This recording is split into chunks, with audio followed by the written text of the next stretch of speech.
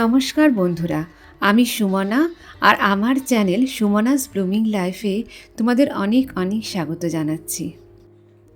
Thumbnail আর video স্টার্টিংটা দেখেই তোমরা বুঝে গেছো যে আজকে আমি ভিডিওতে আমার দিওয়ালি সেলিব্রেশনটা শেয়ার করব। দীপাবলি হলো আলোর উৎসব।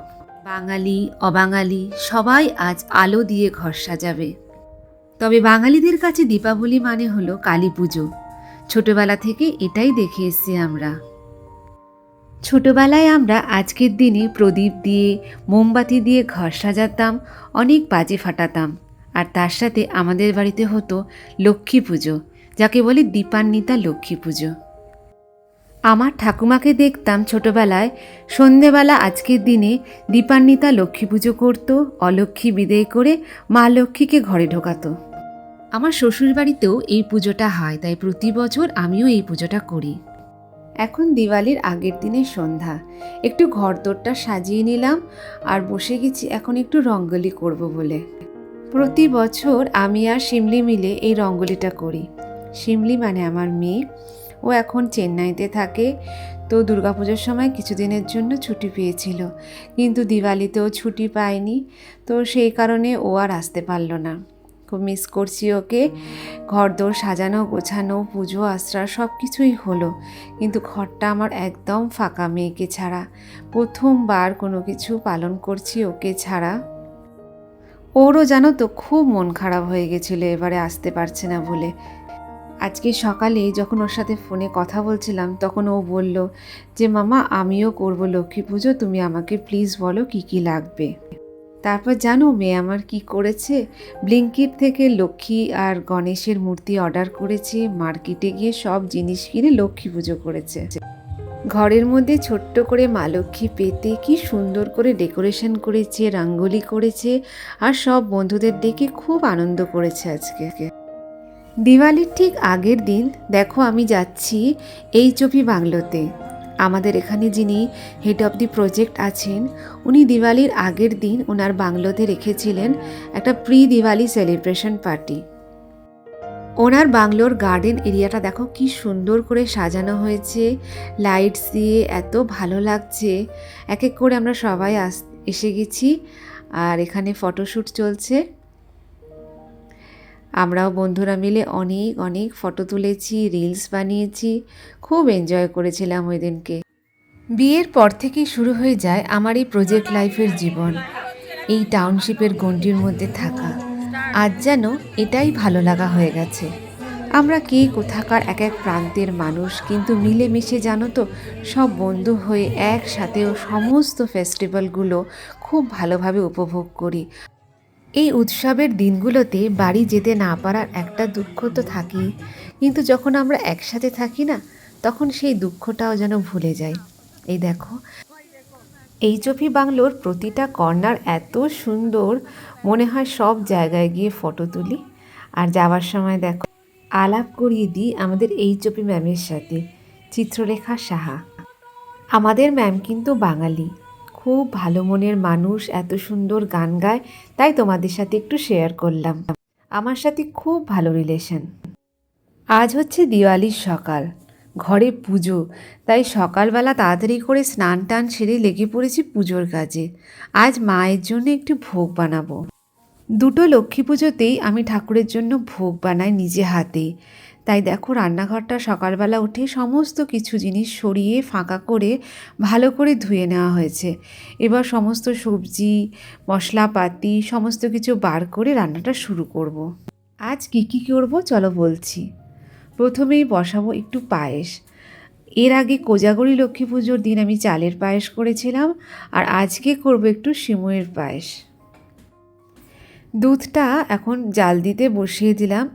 আমাদের এখানে বেশ ভালো গরুর দুধ পাওয়া যায়, তাই গরুর দুধটা আগে জাল দিয়ে নিচ্ছি। এরপরে আমি দেখো টমেটো কাটতে বসে গেছি। এই টমেটোটা দিয়ে আজকে টমেটো আর খেজুর আমসত্ত্ব দিয়ে একটা চাটনি করব।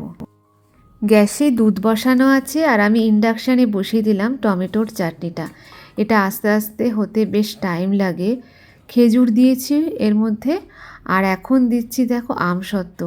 আমাদের এখানে কিন্তু আমসত্ত্বগুলো এই রকমই পাওয়া যায়। প্রথমে আমি বুঝতে পারতাম না আমসত্ত্ব এগুলো কিনা। তারপরে বাড়ি নিয়ে এসে টেস্ট করে দেখলাম না, আমাদের ওখানকার আমসত্ত্বেরই মতো। তো খেতে ভালো, আর স্পেশালি আমি চাটনিতেই একটু আমসত্ত্বগুলো দিই। দেখো আমসত্ত্ব দিয়ে দিলাম। এবার ঢাকা দিয়ে এটা হোক। এবার আমি সবজিগুলো কেটে নিচ্ছি। এখন গাজর কাটছি। এই গাজরগুলো দিয়ে করব একটু ফ্রাইড রাইস। চলো আজকে বলে নিই আমি কি কি রান্না করছি ঠাকুরের ভোগের জন্য। আজকে আমি করব ফ্রাইড রাইস, কাশ্মীরি আলুর দম, তার সাথে ফুলকপি পনির দিয়ে একটা তরকারি, আর করব মালাই কোফতা, টমেটো খেজুর আমসত্ত্বের চাটনি, নারকোল নাড়ু, মালপো, আর হচ্ছে সিমুইয়ের পায়েস। তো এখন দেখো কড়াইতে একটু ঘি দিয়ে সিমুইটা একটু লাল করে ভেজে নেব। তারপরে দুধের মধ্যে সিমুইটা দেওয়ার পর তার সাথে আমি একটু খোয়া ক্ষীর মিশিয়ে দিলাম। আর ভালো করে দেখো খোয়া ক্ষীরটা নাড়াচাড়া করছি। আর একটুখানি দেব এলাচের গুঁড়ো। খুব ভালো টেস্ট হয় জানো তো, এলাচটা দিলে খুব সুন্দর স্মেল হয়। আর একটু চিনি দেব। ব্যাস হয়ে যাবে আমার আজকের পায়েস। এরপর দেখো আলু কাটছি, আলুর দম করব, কাশ্মীরি আলুর দম। আলুটাকে অল্প করে একটু নুন দিয়ে সেদ্ধ করে ভালো করে ভেজে নিলাম। তারপরে ওই কড়াইতেই তেল দিয়ে আর একটু জিরে ফোড়ন আর একটু তেজপাতা ফোড়ন দিলাম। এরপর আমি দেব আদা বাটা, টমেটো বাটা আর কাঁচা লঙ্কা বাটা দিয়ে ভালো করে তেলের মধ্যে মশলাটা কষে নিলাম। তারপরে একটা মশলা তৈরি করেছিলাম, ওর মধ্যে দিয়েছিলাম কাজু বাটা আর দই। এ দেখো একটু মিষ্টিও দিলাম। সব তরকারির জন্যই আমি একটা ভাজা মশলা করে রেখেছিলাম। সেটা হলো জিরে, ধনে আর গরম মশলা, শুকনো লঙ্কা সব কিছু দিয়ে শুকনো খোলায় ভেজে ওই মশলাটা বেটে রাখি। আর ওটাকে দেখো সব কিছু তরকারিতে আমি দিই, খুব ভালো খেতে হয়। একটুখানি সিম করে নিলাম হিটারটা। এরপরে আলুটা ছেড়ে খুব ভালো করে নাড়াচাড়া করলাম। আর অল্প করে কাশ্মীরি লঙ্কার গুঁড়ো দিলাম। হলুদ আমি এই তরকারিটায় দিইনি, তরকারির রঙটা ভীষণ ভালো হয়েছিল। আর অল্প করে দিলাম একটু মটরশুঁটি। আলুর দমটা নামানোর সময় আমি নারকোলের দুধ দেব, তাই জন্য নারকোলের দুধটা হাতেই করে নিচ্ছি। যেহেতু আমার সব কিছু ঠাকুরের বাসনে আমি করছি, তাই আমার কাছে এই সময় ছাঁকনি ছিল না, হাত দিয়েই তাই নারকোলের দুধটা করে লাস্টে নামানোর সময় ঘি, গরম মশলা আর নারকোলের দুধ দিয়েছিলাম। এখন দেখো মালপো ভাজছি। মালপোটা ভেজেই সঙ্গে সঙ্গে গরম রসে দিয়ে একটু নাড়াচাড়া করে তুলে রাখলাম। বেশিক্ষণ রাখলে না মালপোটা ভেঙে যায়, তাই এইভাবে মালপোটা করে দেখো তুলে সরিয়ে রাখছি। এরপরে আমি বানাচ্ছি ছানার যে কোফতাটা। ছানাটাকে খুব ভালো করে মাখতে হবে, একদম স্মুথ হয়ে যাবে, হাতে দেখবে ঘি চলে আসবে। তারপরে ছোট্ট ছোট্ট কাজু কেটে এর মধ্যে ভরে ভালো করে দেখো বলটা রেডি করতে হবে। এই দেখো এইভাবে সুন্দর করে বলটা রেডি করতে হবে। আর এই ছানার মধ্যে আমি আদা বাটা, নুন, মিষ্টি, একটু ভাজা মশলার গুঁড়ো সব কিছু দিয়ে আগেই ছানাটা মেখে রেখেছিলাম। তো এভাবে সুন্দর করে বলটা স্মুথ করে রেডি করে এভাবে তেলের মধ্যে ভালো করে ভাজছি। ভাজার সময় খুব সাবধানে এগুলোকে ভাজতে হবে যাতে ভেঙে না যায়। এক এক করে ভেজে দেখো আস্তে আস্তে করে তুলতে হবে। খুব সফট হয়, কিন্তু জানো তো এগুলো খেতে খুব ভালো হয়। এরপরে আমি ক্ষীর আর নারকোলের মিষ্টিটা তৈরি করছি, মানে এটা নাড়ুই হবে। আমি এর মধ্যে খোয়া ক্ষীর দিয়েছি, অল্প দিয়েছি এলাচ গুঁড়ো, চিনি, সব দিয়ে ভালো করে হাতে মিশিয়ে কড়ায় ভালো করে নাড়াচাড়া করে এটাকে পাক দিয়ে নিচ্ছি। দেখো তারপরে এটাকে নামিয়ে নিয়ে গরম গরমই এটাকে নাড়ু বানাতে হবে। খুব বেশি পাক দেওয়া যাবে না, এটা মোটামুটি পাক দিয়ে নামিয়ে নিয়েছি। এবার দেখো বেশ বড় বড় নারকোলের নাড়ু করে এই থালাটায় সাজাচ্ছি, পাথরের থালায়। এরপর ফ্রাইড রাইসের সবজিগুলো ভেজে নিচ্ছি। ফুলকপি, গাজর, তার মধ্যে আমি দিয়েছি কাজু, কিশমিশ সব কিছু দিয়ে নাড়াচাড়া করে এবার ভাতটা হয়ে যাওয়ার পর ভাতটা দিয়ে এবার খুব ভালো করে নাড়াবো। এর মধ্যে ওই ভাজা মশলার গুঁড়োটাই দিয়ে দেবো আর দেবো একটু চিনি। দিয়ে দেখো ভালো করে নাড়াচাড়া করে এটা হয়ে গেল ফ্রাইড রাইস। আমাদের বাঙালিদের ফ্রাইড রাইস তো একটু মিষ্টি মিষ্টিই হয়, তো সেই কারণে একটু তো মিষ্টি দিতেই হবে। দিয়ে অল্প আঁচে খুব সুন্দর করে এটাকে ভাজতে হবে। ভাজা ভাজা করে দেখো নাড়াচাড়া করে এটা আমি ঢাকা দিয়ে রেখে দিলাম। আর এই দিকে ফুলকপি আর যে পনিরের তরকারিটা ছিল এটা হয়ে গেছে। ব্যাস রান্না আমার কমপ্লিট। এবার আমি চলে এসেছি ঠাকুর ঘরে। মা লক্ষ্মীকে এবার স্নান করাবো। ঘি মধু দিয়ে ভালো করে মাকে একটু মাখিয়ে নিয়ে তারপর দুধ দিয়ে তারপরে গঙ্গা জল দিয়ে মাকে ভালো করে স্নান করালাম। তারপরে মাকে তৈরি করে নিলাম, একটা লাল লেহেঙ্গা পরিয়ে খুব সুন্দর করে সাজিয়ে মাকে বসালাম। এবার দেখো এইভাবে আমি মা লক্ষ্মী পাচ্ছি। এই ধানের কুনকেটার মধ্যে আমি ধান রাখছি। এই ধানটা দিয়ে আমি কোজাগরী লক্ষ্মী পুজোও করেছিলাম, আর এখন দীপান্বিতা লক্ষ্মী পুজোও করব।